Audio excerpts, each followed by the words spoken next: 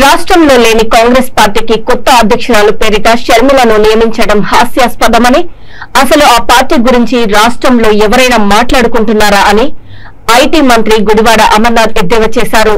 షర్మిల మాట్లాడిన మాటలు పట్టించుకోవాల్సిన అవసరం లేదని మంత్రి పేర్కొన్నారు. ముఖ్యమంత్రిని విమర్శిస్తే ఎవరికో లాభం జరుగుతుందనుకోవడం హాస్యాస్పదమని అన్నారు. ఆంధ్రప్రదేశ్ కాంగ్రెస్ కమిటీ అధ్యక్షురాలిగా వైఎస్ షర్మిల నియామకంపై మంత్రి అమర్నాథ్ సెటైర్లు వేశారు. ముఖ్యమంత్రి గారు ఈ రాష్ట్రంలో జరిగేటువంటి రాజకీయ యుద్ధానికైనా, ఈ రాష్ట్రంలో జరిగినటువంటి అభివృద్ధిని చూపించడానికైనా, ఈ రాష్ట్రంలో అనేక రాజకీయ పార్టీలు కలిసి వస్తే వారితో యుద్ధానికైనా దేనికైనా సిద్ధం అనేటువంటి మాట మా బ్రాండింగ్ జరుగుతూ ఉంది. చూడండి, దేనికైనా మేము సిద్ధం.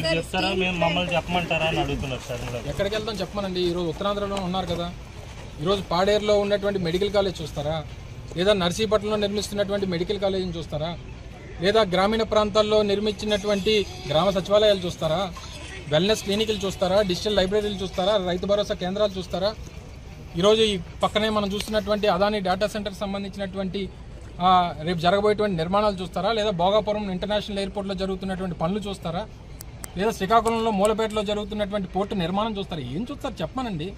విజయనగరంలో మొన్న ప్రారంభించినటువంటి మెడికల్ కాలేజ్ చూస్తారా, లేదా మొన్న సాలూరులో ప్రారంభించినటువంటి ట్రైబల్ యూనివర్సిటీ చూస్తారా? ఏం చూస్తారు చెప్పమనండి. ఇవన్నీ నేను చెప్పినవన్నీ అభివృద్ధి కార్యక్రమాలు కదా.